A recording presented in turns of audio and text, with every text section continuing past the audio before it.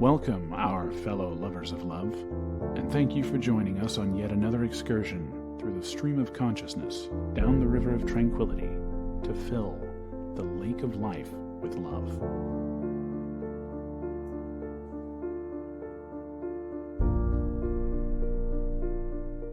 Good evening out there.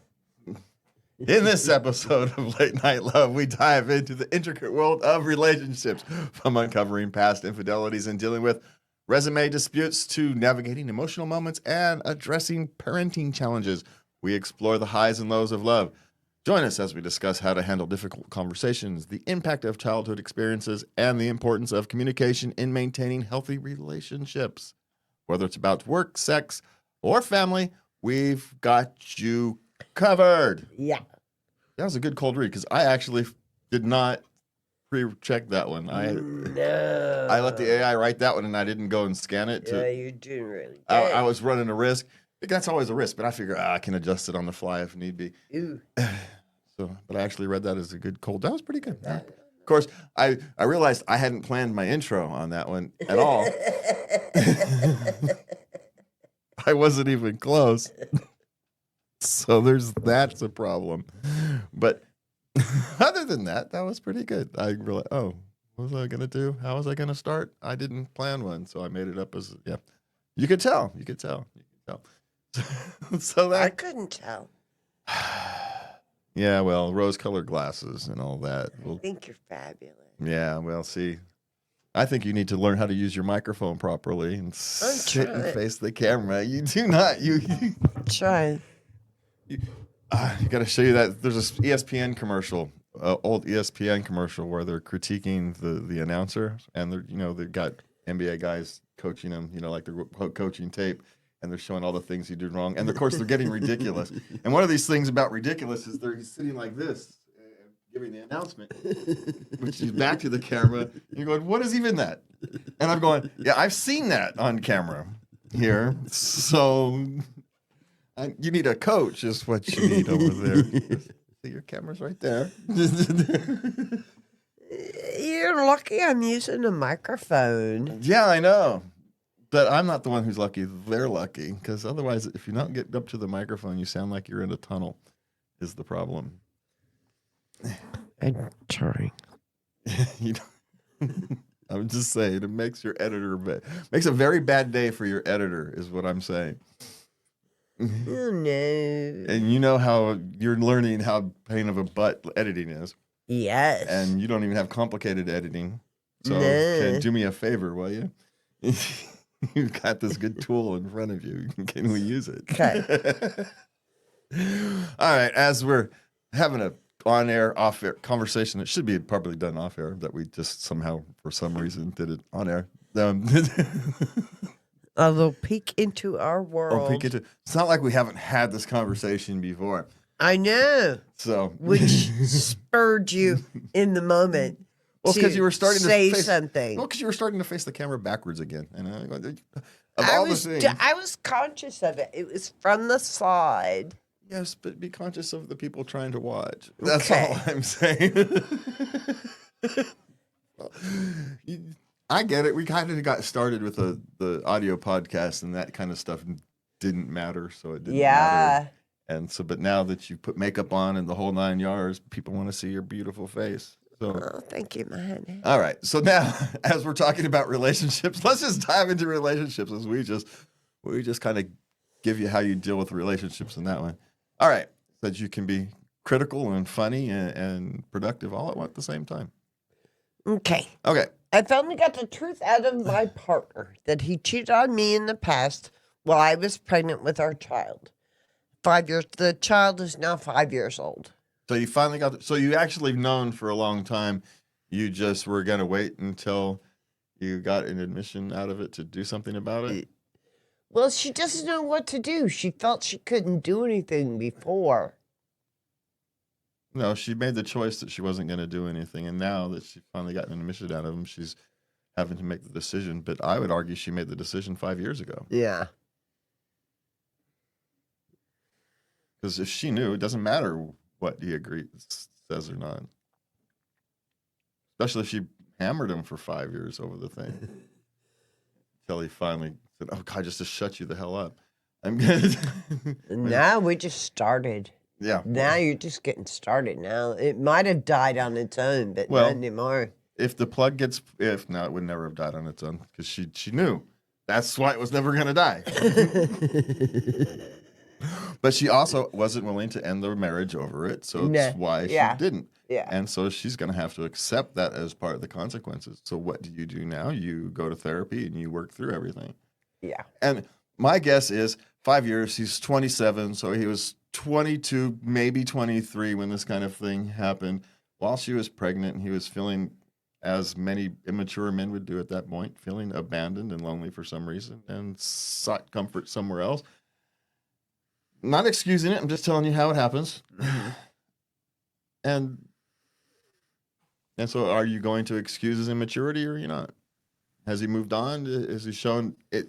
Has he, become the good husband and father since then? Maybe it's one of those things you park in the closet and you just ignore. Now that you've at least can say, okay, now it's being dealt with. You go through therapy, you deal with it, and ultimately it ends up in the closet that you're ignoring. One of those things. Yeah. Because if she wanted to do something about it, she would have done something about it by now. So for whatever reason, she wants to. Now maybe it's financial, and the financial things are. I have a suspicion that for some reason she forgets it. Maybe she wasn't the best partner during her pregnancy, and she's kind of going. These kind of things happen. I was a raving lunatic during pregnancy. It's no surprise to me. Women cannot be themselves during pregnancy. You know what I had to do to get consent to get pregnant with my middle daughter? He said, okay, but you can't be a bitch. And so I wrote on a piece of paper, I promise I will not be a bitch while I'm pregnant. How well did that work? And I put it on the dresser. How well did that work? I was just myself. Lots of people change. Men change during pregnancy. We go through a pregnancy thing. That's why we gain pregnancy weight and the whole 9 yards. Our emotions change. Our chemicals change too. We become people who we're otherwise not. Yeah. And if you're immature and don't have a healthy relationship, background, if your parents are not quite functional, it's quite human to, not right, but human. And the question is, she's already decided. So I just think she's going to have to accept the consequences of her decision 5 years ago. And she made the choice 5 years ago to keep the relationship. And so you're going to have to go down that path because it doesn't seem to me like she was ready to move on. Well, it doesn't seem like she's ready to now either. Yeah. So she's just going to. Yeah. Yeah. So now all that effort she was putting into getting him to admit it is now that effort's going to have to be.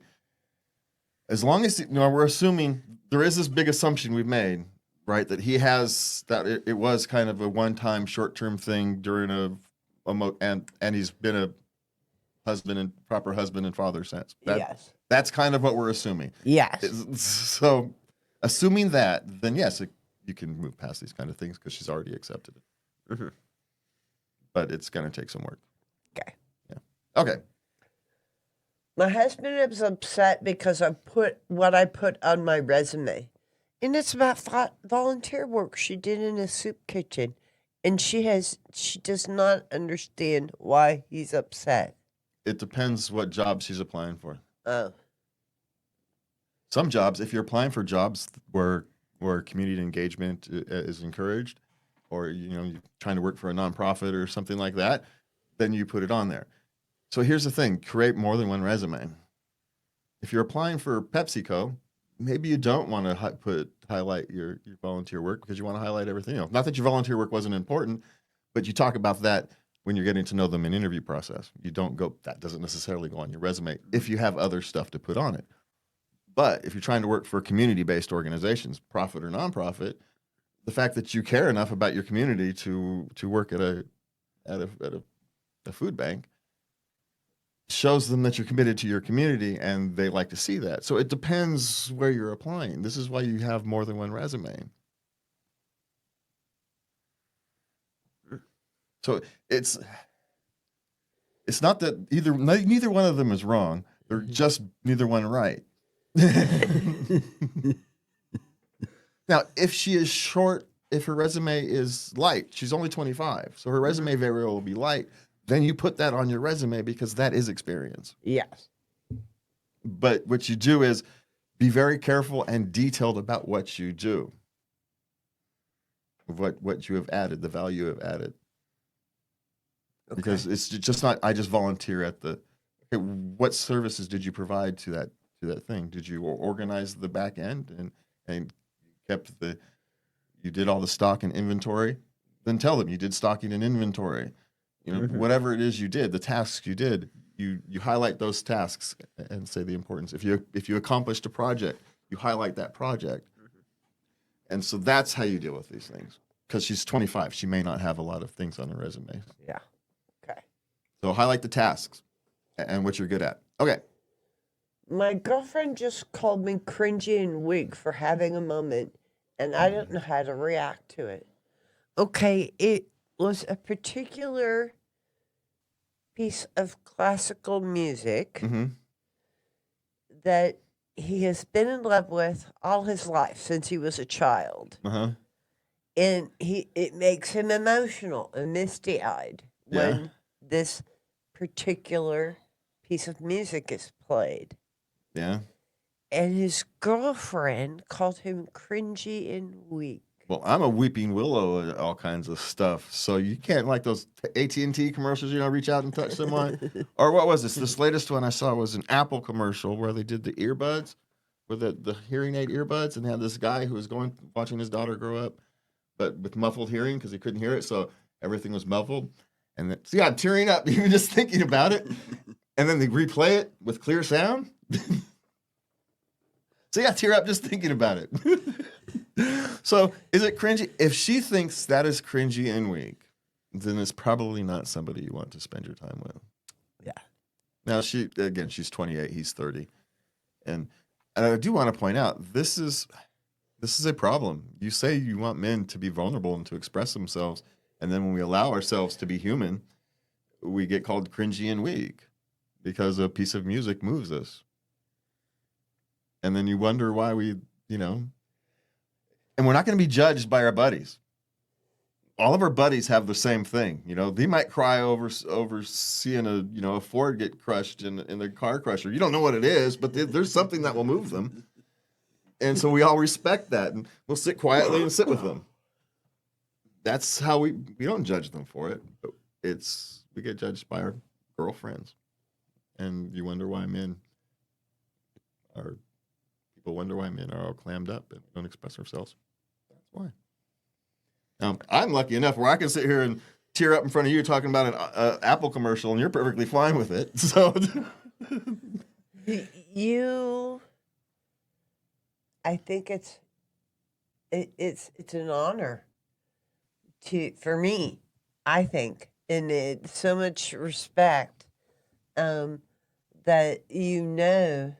that you trust me with your feelings, with these tender feelers that they don't show up all the time. No. And they show up at weird times, and they pop out at weird times over weird things. Yeah.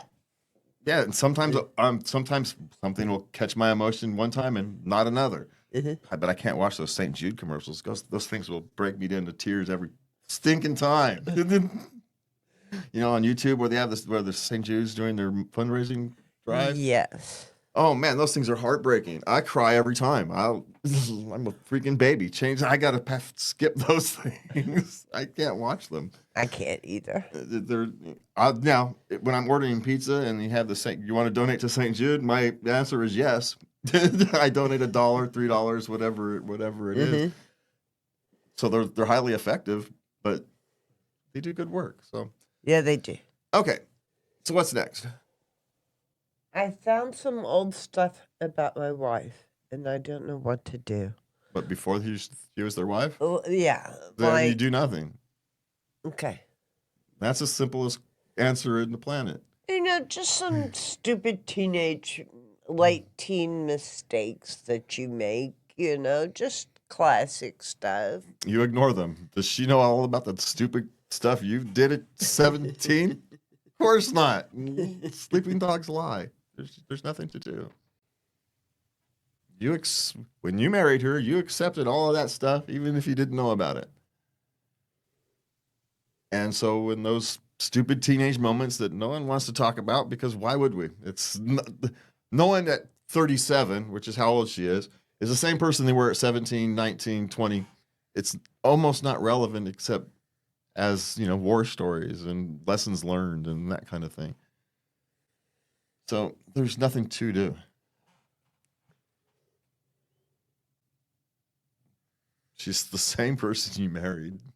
Nothing's changed. You park it, you put it up in the closet, and you let it be. Nothing to do. I mean, unless she's an axe murderer or something. No. Well, I just found out she murdered her past 3 husbands. Okay, well, that's a little different story. But she enjoyed herself at an orgy one night. Yeah, so what? Or for a whole summer. So what? Right? Those type of things. Yeah. Do I want to be judged for all my teenage? Well, that's not the person you married. Er, You didn't marry that. Even the stuff in my early 20s. Yeah, but that's not the person. I'm nothing like I was in my 20s. I was trash in my 20s. I worked hard, but I was trash. So I had no moral compass, I swear. I had a moral compass. It just wasn't pointing north. Okay, well, let's go on before we admit to some crime or something. I make my girlfriend feel like she's not good enough because he works, No. 40 hours a week, and she works 20, so he gets more money. Yeah. So she feels bad because she can't keep up with him financially. And during an argument, you accidentally brought it up, and now you're regretting that he brought it up, type of thing? No. So how did he make us feel bad? No, it's she knows. Oh, she just generally feels bad? Yeah, and she's mentioned it. Oh, well, the only thing you can do with that is not make mention of it. I know. What the heck? There's literally nothing he can really do except not make it a thing.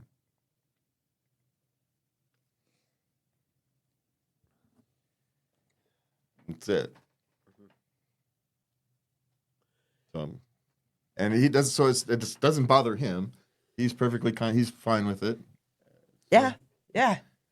Now, maybe what she's actually upset about is she can only work her part-time 20-hour job, and she wants to be working a 40-hour real-time, and she doesn't know how to get there. And so what she's expressing is, while she's feeling less valuable, but what she's really feeling is less valuable. She's not feeling less valuable compared to him. She's feeling less valuable compared to where she wants herself to be. Ooh, okay. And that's manifesting itself in reflection of him, because at the moment that's who her life is centered around. So that's who she's comparing herself with. But what she's really upset about is that she's not where she wants to be. Right. And she doesn't know how to do it. And he can't step in and fix it because that's going to make her feel worse. And so he can do nothing except not make it a thing. Yeah. And if she expresses some desire to, hey, I need help with a resume or whatever it is, because he's 28, she's 24, job advice, mentor advice. My advice is have someone, a friend of yours who can take her under a ment, someone else. You don't want to try to fulfill too many roles in the relationship. Yeah. So find her a coach if she's looking for some way to improve her career. And she may just be feeling generically insecure, but my guess is she's not on the career path she wants to be on. Mm-hmm. And so she's pointing at the person she cares about, because that's what we as humans do. We just, becomes their problem because that's the person that won't reject you. So you're safe to tell them. We talked about being safe to express yourself. Yeah. And she's not old enough and sophisticated enough to understand what she's really unhappy about is herself. That she's 24.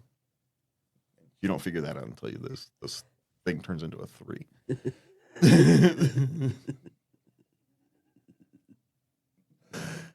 I mean, some people do. I mean, it's not never, but for the most part, at 24, she's not self-aware enough to know that it's herself that she's holding herself up against. Yeah, I agree with that. Yeah. Okay. Mother says I'm imagining things she did to me as a child. Spanking. She was spanked her a couple times, and she remembers it. You know, I mean, it was she's not saying her mother abused her. It's just, why is she being such a stickler about this? A couple of spankings. Your mother may not remember. Stress and stuff, what is to her 10 seconds of a busy life to her daughter was a life-defining moment. Mm-hmm. The memory had no reason to stick to her mother. Had reasons to stick to a child. Especially if it was kind of out of the blue and not an ordinary parenting moment. You know, spanking's relatively routine. You don't remember anyone. No. I mean, we're not talking abusive spanking. We're just talking spanking, right? 1 or 2 swats. Yeah. To get their attention. Yeah. Like, I remember, the only time I remember my mother spanking me, so I'm assuming it's the only time it happened, was I was messing with her cigarette butts and she smacked me with her brush. Well deserved. Right? I got no problems with it. Instinctive mother reaction. I've got no issues with it. I don't remember it. It's the only time I remember. So, yeah. Brush was in her hand is my suspicion. And so she just went, yeah. And I remember because it's out of character. It's like the only thing, but if it had happened routinely, it's not a negative memory. It's just a memory. There's no trauma or anything attached to it. I'm like, oh my God, my mother spanked me. No. It's just, yeah, I was being stupid and Mom corrected me. Yeah.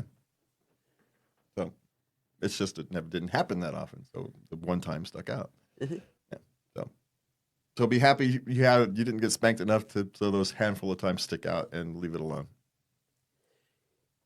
If it wasn't abusive, then why does it matter if you remember? Yeah, you know what the deal was in Ohio? You had to go out to the lilac bush and get a switch. Yeah, you had to go pick your own switch. Yeah. Yeah. Yeah.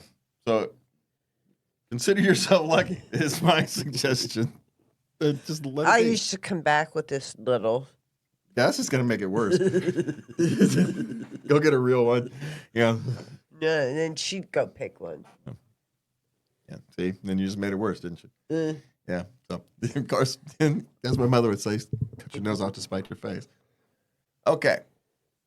My boyfriend and I never want intimacy at the same time. That can happen. There was a song about this in the 70s called Afternoon Delight. And as Professor Ray Green once said, you know, if you have a morning person and a nighttime person, well, the only time one of you isn't either dreary-eyed or bushy-tailed is the afternoon. Yeah. So someone's going to have to start taking one for the team and step outside their comfort zone in the afternoons. Because what happens is that you're working busy lives and you simply get tired. And this is, by the way, this is normal. Totally normal. Yeah. And the problem with it is if it goes on too long, it becomes harder to break back into the cycle. Yeah. And so one of you is going to have to be brave and kind of take the lead at a time that is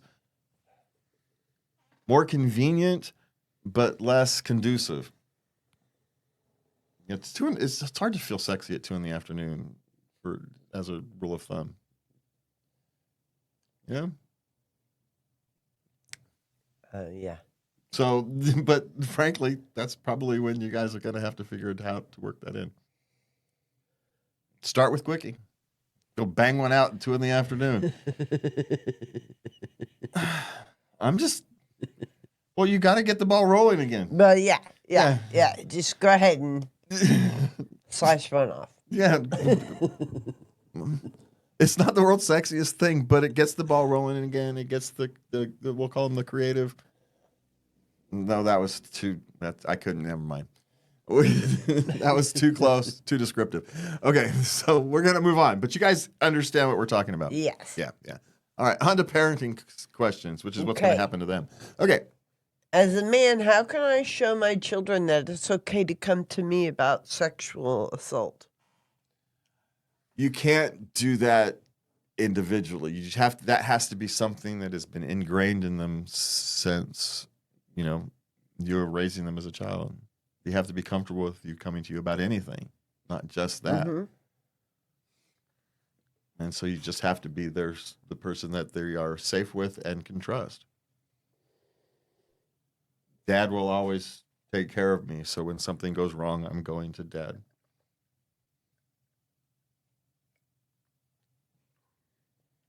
Maybe there's consequences of going to Dad, but they're worse than not. But it's better than not. Because Dad will solve my problems. I may have to pay a price, but Dad will help me solve my problems. He'll protect me. I may have to pay a price, but that price will be a heck of a lot better than the price I'll pay if I don't. Yes. Because I trust him, and that's what you have to be. You have to be the person that can trust. And it doesn't mean you're the pushover your friend. It means your dad. Right? I don't know about the fathers. No, I don't either, but I learned to be one. I had a grandpa? I had a grandpa. Yeah. Yeah. So, yeah. Hey, it doesn't matter if it's grandpa, dad, or the next door neighbor who teaches you how to be a man, in this case, how to be a proper man. It doesn't matter where you learn. It doesn't matter if you have to learn on yourself watching YouTube videos from people who's telling you how to be a better person. That's where you learn. Yeah. So you just do it by being there, telling them, letting them know you love them, showing them that you're there to help them. You will always be there in their times of need, regardless of how bad you think it is. You still hang in there. Yep. Okay, Dad's going to kill me. Was going to be an instinctive reaction regardless. But deep down, they know you won't. Yeah. No, he's not going to kill me. He's going to be mad. No, he'll be mad tomorrow after he helps me solve my problem. He's going to bite his anger while we work through whatever immediate issues we have. And I may have to deal with Dad later, but it'll be a reasonable, responsible dad. And if you have shown a history of doing that, then they will come to you when they need you. Yes. Yeah. Okay. Shame for packing the same snack for toddler for a week. He Yeah. He goes through things, different phases, right, with food. And he asks for it. Can you please give me that again for snack today? Having raised children who had texture issues, you feed your child whatever they'll flip and eat. If that snack is crackers all week, then he's eating crackers all week as long as he eats them. Mm-hmm. And other people, their judgment can take a hike. Don't worry about what other people think about what you're doing for your child, because you're doing the right thing for your child. Yes, you are. They don't know. Maybe your child has issues and is mildly autistic, and he needs his comfort foods, and his comfort food happens to be whatever snack he eats every day. Be it a Twinkie or a carrot. It doesn't matter what it is, as long as he needs that snack. And so don't let people shame you. Don't let other people's judgment keep you from being the parent you know you need to be. Because they can take a hike. They ain't living your life. That's right. Okay. How do you deal with your child constantly ignoring you? Well, what are you trying to get them to do? What's the To, context? to listen, eye contact, Wait, engaging. how old is this child? Wait, wait. I've raised 5 child. This doesn't happen. If they're young, they don't have the attention span to right, squirrel is their, and if they're teenagers, rolling their eye, yeah, you've got to ignore all that stuff. Ignore those kinds of things. As long as they're listening, you don't have to be paying attention to listen. As someone who rarely does the thing, I find it uncomfortable to stare at somebody while I'm talking. It freaks me out. I try to sit from the side when I talk to you about Yeah, because intense stuff because this you don't do very well with it. it doesn't work for people. So Yeah. if your child, I mean, you'll do it. Yeah. You'll do it if if it's the I'm occasion that you need really- it, Yeah. yes, yeah, I can man up for stuff, yeah, but Gives you the shivers. yeah, it's uncomfortable. So one is, remember, you're the adult. You're the one who's supposed to be mature, not them. They're children. They are practicing. Everything they do is practice. Everything they do is practice. Let me repeat that one more time for the people in the back. Everything they do is practice. Don't expect perfection. Expect them to try. Can you try to listen to me? Don't demand listening. Can you do me a favor and try to listen to me for a second? It actually works because you're showing respect for them. Mm-hmm. Look, you're pointing out the fact that, yes, I need you to hear me, but I also respect that it's difficult for you. So can you try? I'll try to make it short, and you try to listen, and together we'll get through this. It actually works more often than not. Yeah, nothing's perfect, but engage them on a positive note rather than a negative note. See how it works. Okay. I became a father age 50 after loss of a child 6 years ago. Unsure about it all. He's afraid he's too old. Well, it's probably not the age you would choose to, but you're not so old that child won't be an adult by the time you can still raise them effectively. Yes.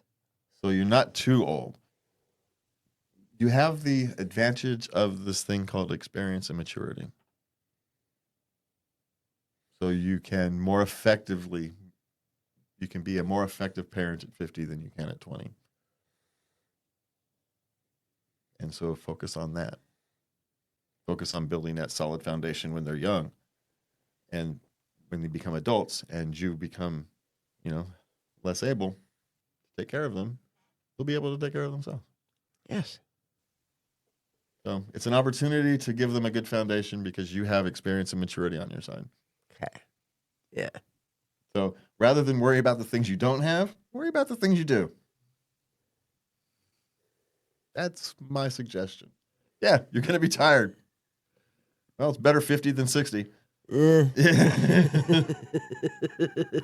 Better 50 than 60 because, you'll be, by 55, they'll be off to school. You'll have settled into a pattern. You'll be all right. You'll be good. So and they have these wonderful thing called night nannies. Well, even if you don't have a night nanny or that, still, you're not so old that you can't survive those first 3 years of lack of sleep. Mm-hmm. You're still young enough to be able to pull those all-nighters off. You should be able to, yeah. You might not be able to string 4 or 5 of them together in a row, but you know what? You're smart enough to acknowledge that and find someone to come help you out.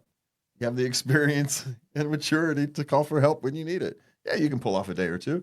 But after that, all right, I'm calling in the sitter, or I'm calling Aunt Janice, or I'm calling whatever. Yeah. So you'll be all right. Lean on your experience and your maturity, and you'll be fine. Okay. How do you navigate when your child wants to spend more time at the other parent's house? Our rule was an open door policy at other houses. You had the place where you stayed because you had to go to school and stuff the next day. But other than that, you could come and go essentially as you pleased. Mm-hmm. And you let the child make the decisions. And we had a split house. 2 kids were over there, 2 kids were here. So they kind of transferred back and forth all the time. It worked for us. And really, the main times when the changes happened was when school was out. Those, essentially household shift, like a hockey line change.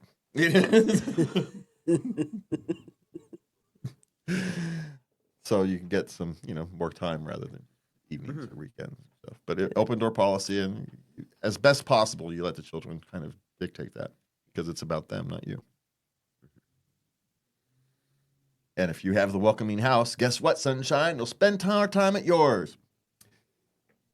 But that shouldn't be your goal. Your goal should be happy, productive children. So if they're choosing the other house, either the other parent is being neglectful, and as teenagers or something, they're taking advantage of it, or the other house is a more welcoming place to be. So they go there.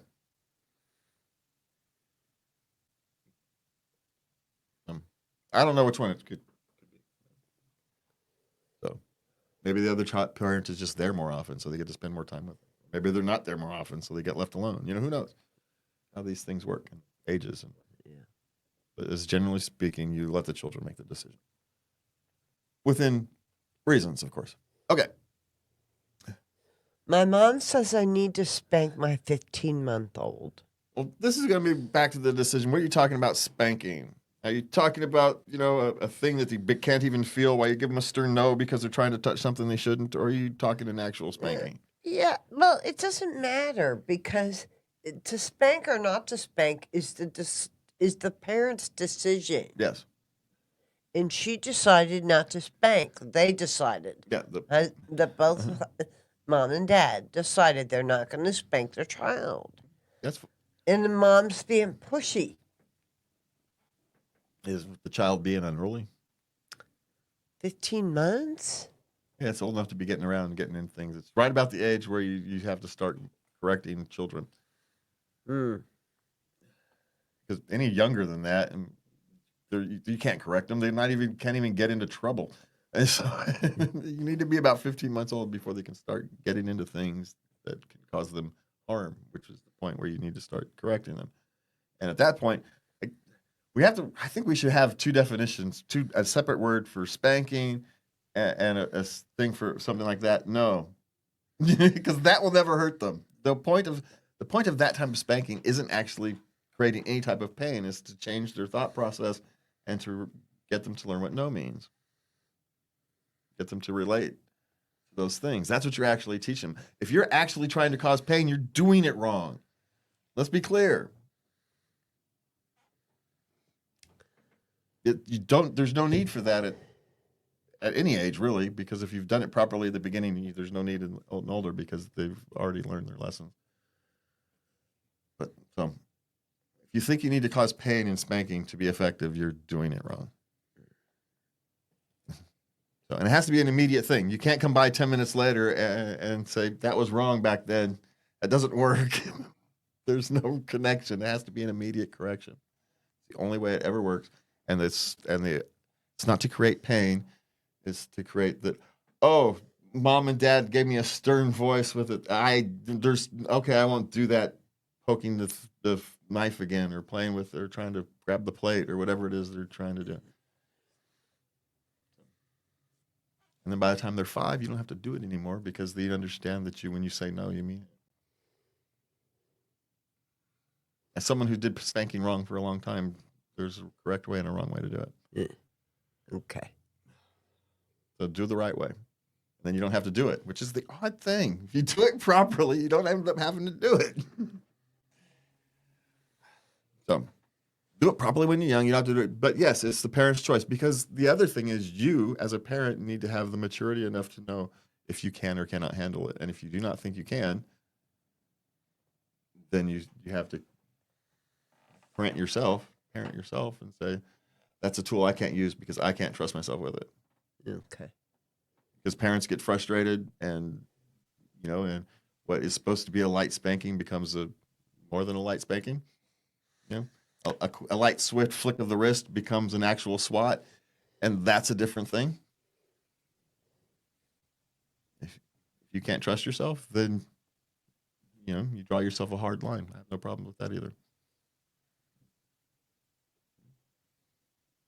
If you can't trust yourself to do it properly, then don't do it at all.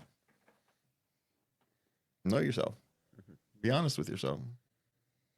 When you're frustrated and all kind of heck is going around, can you trust yourself to do it? To take the time and My youngest daughter's late father, he had broken his neck and he had loss of sensation in his hands. So he made the decision he was not going to spank, not even a little swat, but he was going to give hour-long lectures instead. well, that's what I did when my kids were older. Right. Once I had learned my lessons and they were all too old, they got history lectures. My kids know history. They would get history lectures. Oh God, no. Don't get me started about life being fair. Oh God, that's a 20-minute lecture on the short. That's the short version is 20 minutes.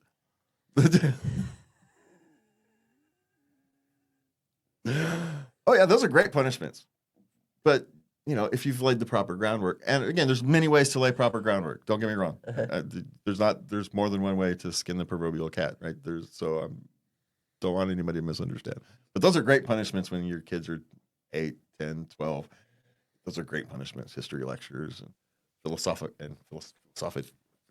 philosophy lectures, those kind of things. I can speak.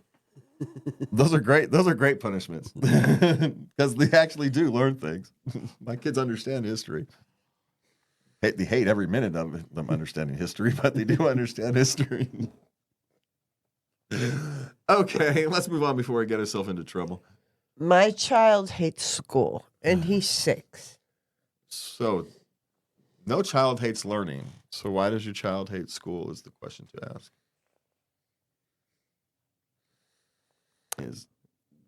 Well, he doesn't want to go because he wants to stay home and play. They make him do things. And there's mean kids, sometimes. And, Okay, so boil all that stuff down is there's mean kids and he doesn't want to deal with it. Because, they make him do things, but he has to do subjects that he doesn't want to do. But no kid hates learning. No child hates learning. They may hate how they're being taught. They may hate the environment that they're being taught in, but no child hates learning. They are natural sponges. All they do is learn. Everything they do is educational. So, I don't know what the solution is for this particular child. Changing schools, finding a different school environment, homeschooling. But it's very dangerous for your child to hate education. Yeah, it is. So you've got to find a solution. And my suspicion is there's the mean kids. Mean kids will make an environment unpleasant. And so would you want to go? Would you want to go? Do you like going to work when there's a bunch of mean, when you've got mean coworkers? No. Yeah, now you're 6 and you have to deal with the same thing. I did have to deal with mean people when I was in school. Yeah. And it was scary, man. Yeah, why should anybody have to deal with that? And so you can. But once he starts hating school, the chances of him not hating school are going to be very slim. So you've got to deal with it quickly. You know what my thing was? I liked school, but I dreaded the bus ride. Yeah. Yeah. Because the mean kids were on the bus ride. The bus ride. Yeah. For over an hour. Yeah, welcome to rural Ohio, right? Oh man, we're a farm community, yeah. Yeah. So what do? You try to find a better school environment is my suggestion. It may not be possible. And if it's not possible, I don't know, have a conversation with the child's teacher and see about if he's being bullied or not. Something to look into as well. Definitely. Because it's the mean kids comment. Everything else, yeah, okay, they make me do things, blah, blah, blah. But there's mean kids. The mean kids is what would disturb me the most. Okay. Now we got some work questions. Uh-huh. My manager is discouraging me from taking 2 consecutive weeks off. Is this common for an office job? Yes, because you don't have anybody else to do your job while you're yeah. gone. Sorry. And so what's going to happen is, most of your work is going to sit there and pile up. And the question is, do you want to come back to 2 weeks worth of your work? You're missing a pay cycle. You know what your task is. It's a pay cycle or something. But yeah.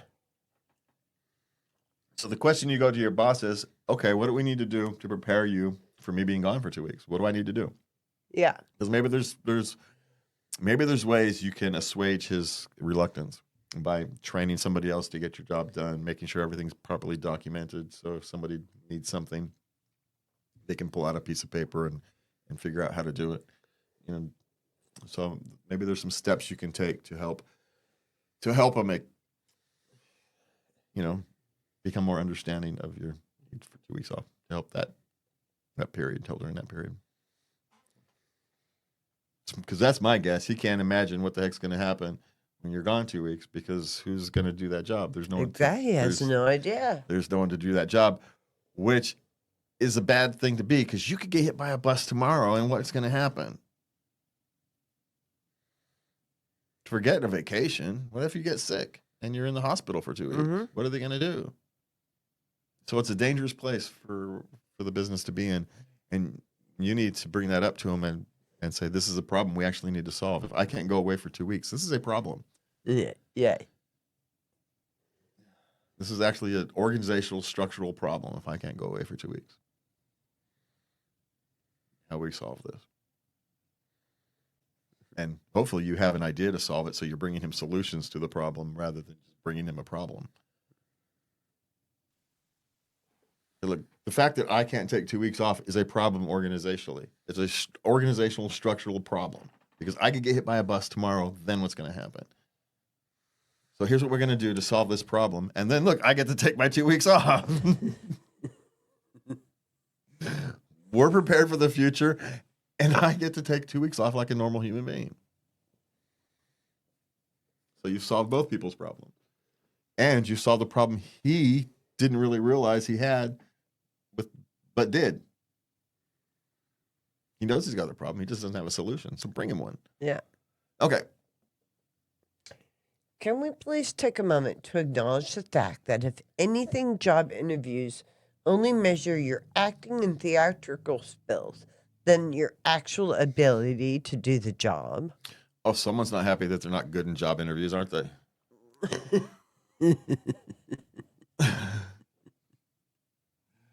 Job interviews are a practicable skill. Instead of complaining about other people being good at it, go get good at it. Practice. There's lots of YouTube videos that tell you how to take job interviews. There's the Life After Layoff. You've got places like Charisma on Command, just on YouTube, just to go look. Just to start there. Instead of complaining, because no, that's not true. Oh, sure, some people can snow themselves through a job interview. But the fact is, unless you're qualified for the job, your likelihood to get that interview is slim. So the fact that they've got the interview, people don't have time to interview people who aren't qualified. They don't got the kind of time. So the only people who make that interview are qualified people. Anybody who's interviewed is qualified for the job, 9 times out of 10. So this fact they're finding cultural fits. They're finding people who all fit and work within the organization. That's what the job interview is for. You don't have to fake it. You don't have to be acting. The fact that you think you have to fake it and its acting skills shows me that you're not doing it right. You need to walk into that door knowing they need me more than I need them. That's how you walk in owning an interview. You're interviewing them. They're not interviewing me. I'm interviewing them. You want to own an interview, you walk in owning the interview. I can walk out, I'm fine. I don't need you guys. But you need me. Then you'll own an interview. Change your mindset. Stop being a victim. And practice. Not everybody's a natural. Practice. If you're not natural at it, practice. You're not practicing a play. You're practicing expressing yourself. Practicing being comfortable owning that chair, owning that interview room, owning the Zoom meeting. You're practicing expressing your confidence in yourself. You need to go in there knowing they need me. I don't need them. Then they'll want you.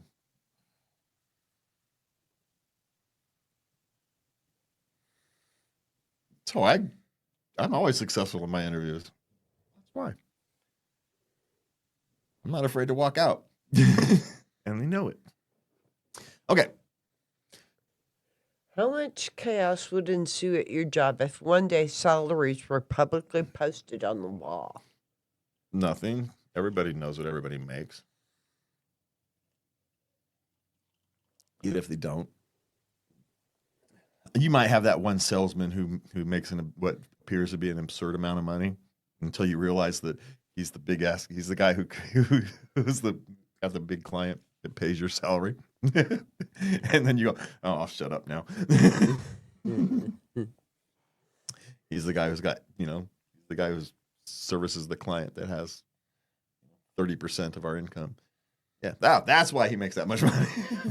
Because he got that client, and so he earned it. Mm-hmm. So that's what happens. Warehouse workers all make roughly the same wage. The average run-of-the-mill worker, they all make roughly the same wage. Yeah, you're going to have an outlier here or there, largely because some legacy thing. He used to be a vice president of something, and now he's lower on the totem pole, but he still gets his salary because of a contract he signed. These kind of things happen, and the rest of us just have to kind of eat it. Or you get someone you think is stupid, has got a high salary because he got a bonus because he took on a project no one else wanted to do. You go, well, guy's a moron. How did he get such a high bonus? Because he took on a project you said no to. That's why he got that bonus and you didn't.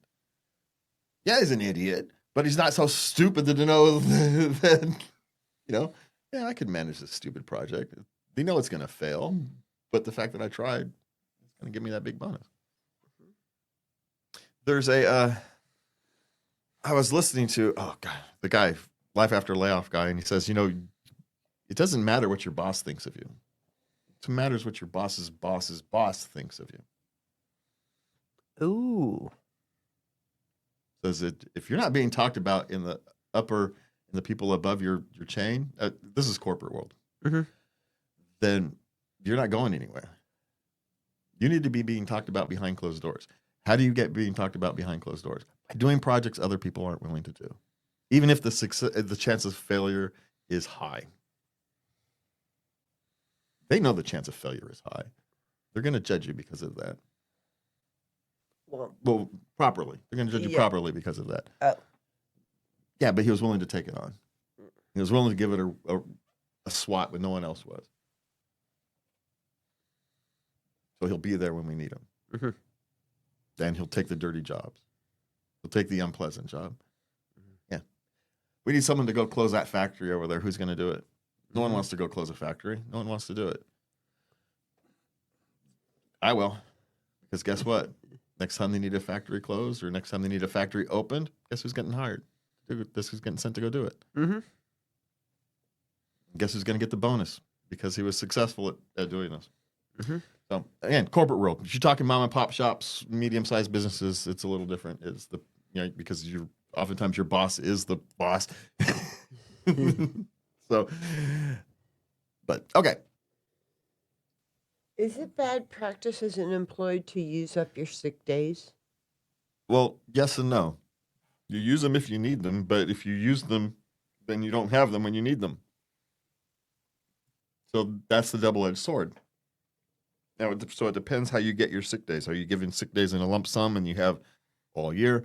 Do the accrue over the course of the year and then expire over the course of time? So at some point, you essentially only have 10 sick days.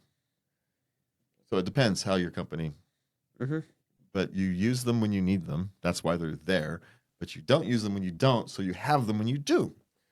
But at the same time, if they're coming up to be expired and you wanted an extra day off, take a flipping sick day. There's nothing wrong with it. You know, a mental health day is still taking care of yourself. So don't be afraid to not take a day off. You don't want to, use the sick day before it expires. But, make sure you have enough in your pocket to cover yourself if you happen to get sick. Yeah. So it's a dance, my friend. It's a dance. It's like everything else. Understand the policy and use it to your advantage as best you can while protecting yourself in case you actually happen to get sick. Okay. Okay. My coworkers are mean to me, but mad that I don't like them. And this is his first job. Well, okay. You're going to have to define mean. Well, They tell you to do things and they get frustrated because you're incompetent because it's your first job and you don't know what you're doing. You're just going to have to work through that part. If it's your first job, you don't know that that's how jobs go. And your first jobs, when you're kind of incompetent, you have no idea what you're doing. Yeah, those first couple weeks are going to be rough because you don't know what you're doing yet. And your coworkers have jobs to do. They're going to be frustrated because you don't know what you're doing yet, which makes their jobs harder. So you understand all that and you work through it.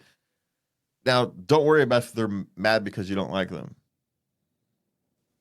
You're there to do a job. Here's the thing. Do the job the best you can, and it will, your workers will come around. But if they don't, it doesn't matter because they're coworkers, not friends. So, yeah, and I'm suspecting that the mean to me thing is really just people trying to teach you in the blunt way that happens in jobs. You're not in school anymore, my friend.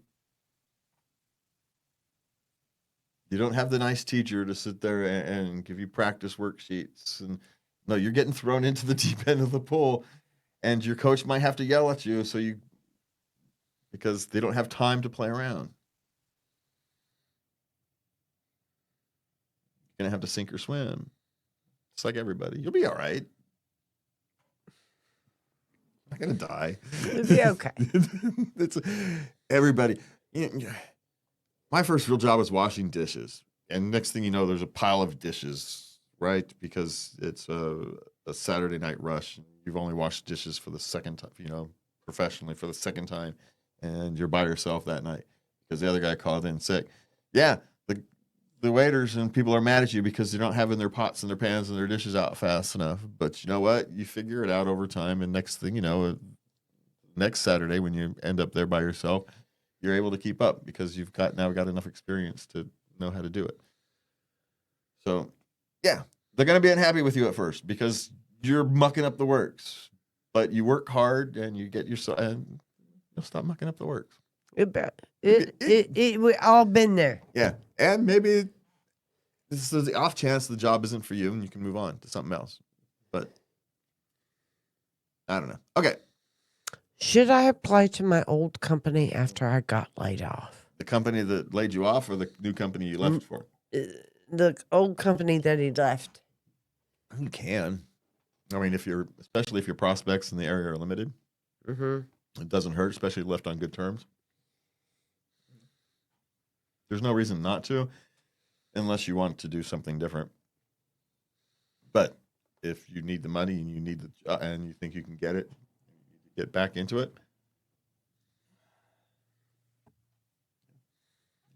I'm not opposed to it, depending upon your potential options. but you left for a reason. Maybe the new job paid you more, or better working hours, or the reason wasn't it was terrible. It was just this one was a better opportunity. Business is business. They know it. If you are a good worker and you provided more value than you cost, they'll hire you back on. If you left on bad terms, well, then why are you applying again? Other than it's the only place to work in town, and then what choice do you got? So, okay. Is it normal in the job world for meetings to be canceled literally 5 minutes before they start? Yes. Sorry. Yeah. They are. Because something changed. Somebody got an emergency to deal with, and they can't be at the meeting. Somebody else's meeting went long. Problem on the factory floor, blah, blah, blah. The reasons go on forever. But yeah, it's perfectly normal. Or sometimes it's the reason for the meeting is no longer relevant. Well, this meeting was going to be planned for this to work on this project, but guess what? They just cut the budget for this project. So, never mind. Go home. Go back to work. So it happens. Yes, it's perfectly normal. And you just go back and continue your working. Don't overthink these kind of things. How's that? Okay. We got our intimacy questions. Yes. Okay. I cried during sex. Now my fiance feels horrible. I don't know what to do. This is these high emotions.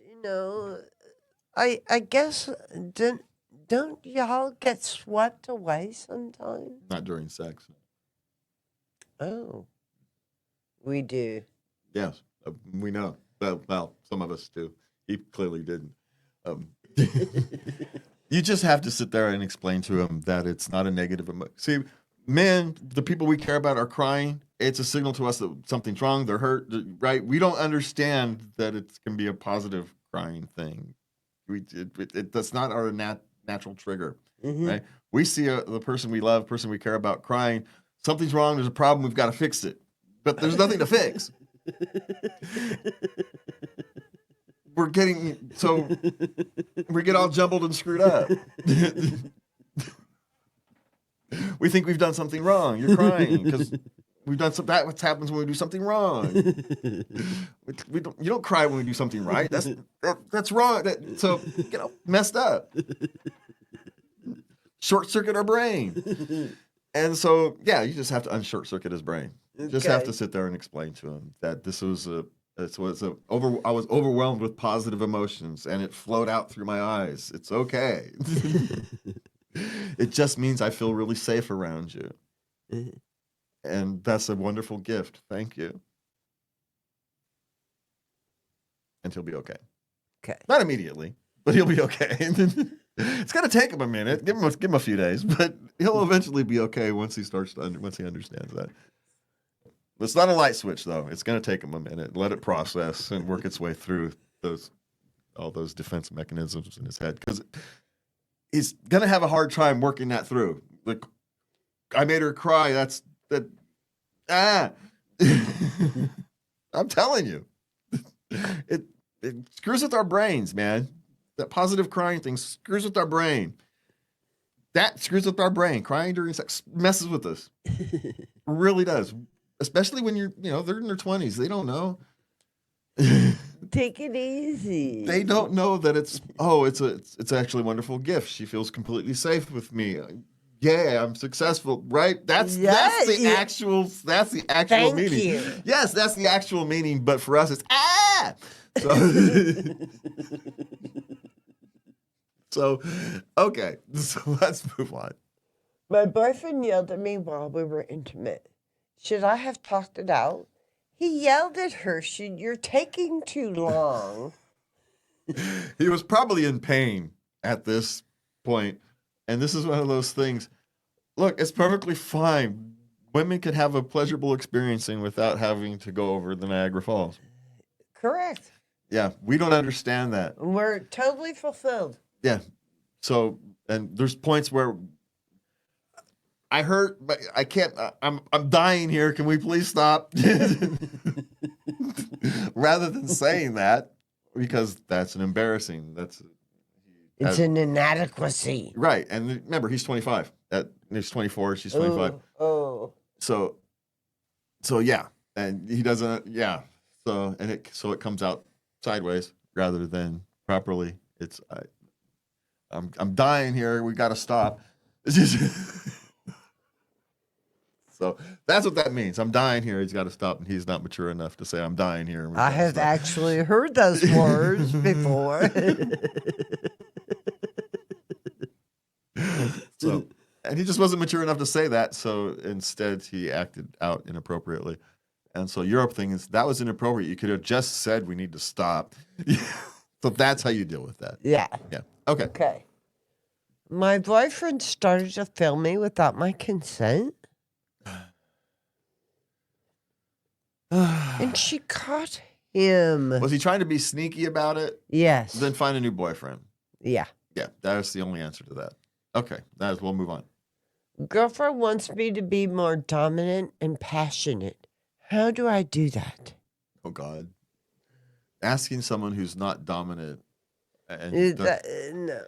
it's not gonna.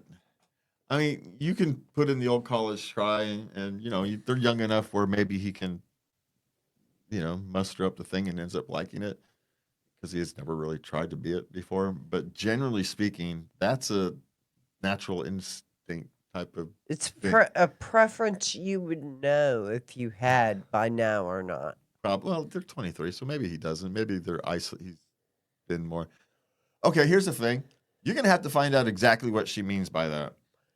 Yeah, are we talking hand spanking? Is she into paddles?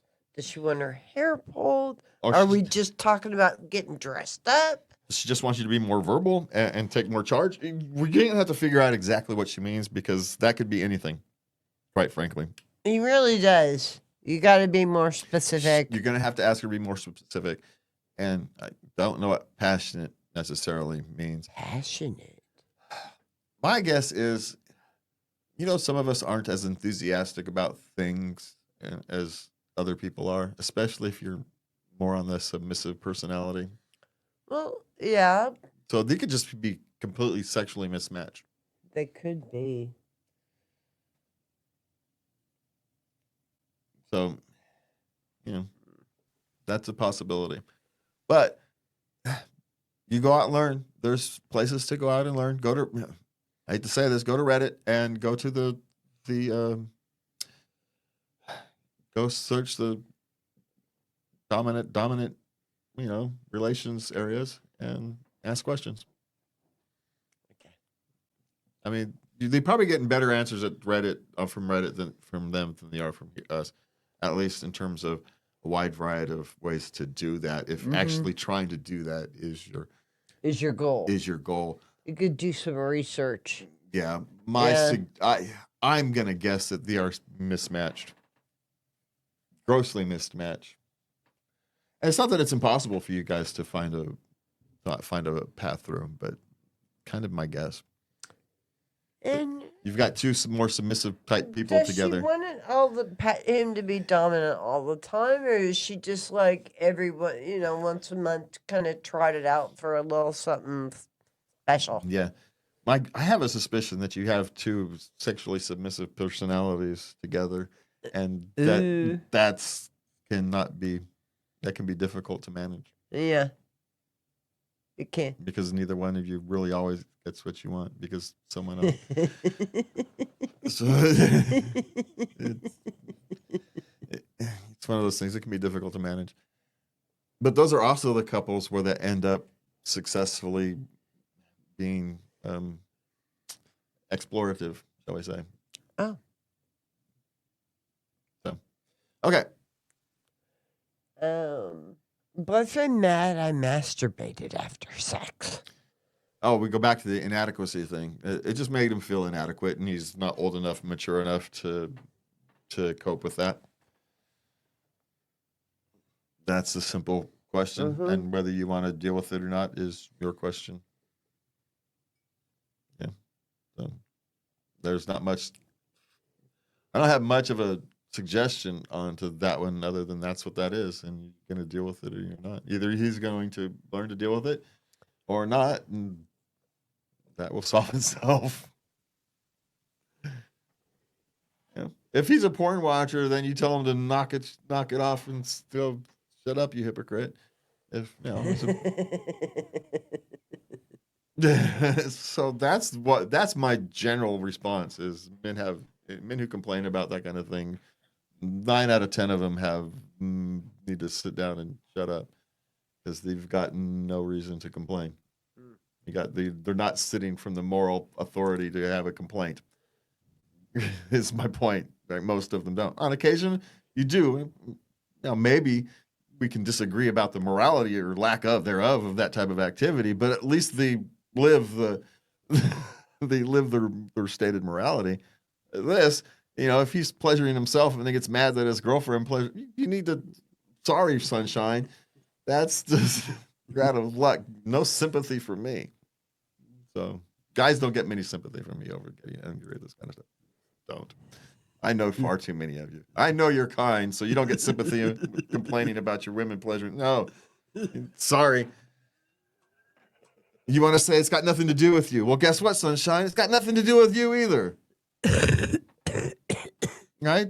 The men pleasuring themselves has nothing to do with their partner. And I completely agree with it. Yeah. Well, guess what? Women pleasuring themselves has nothing to do with their partner either. It's the same. It's the same thing. Literally the same thing in that context. Yes. It's literally a superficial self-soothing. Literally what it technically is.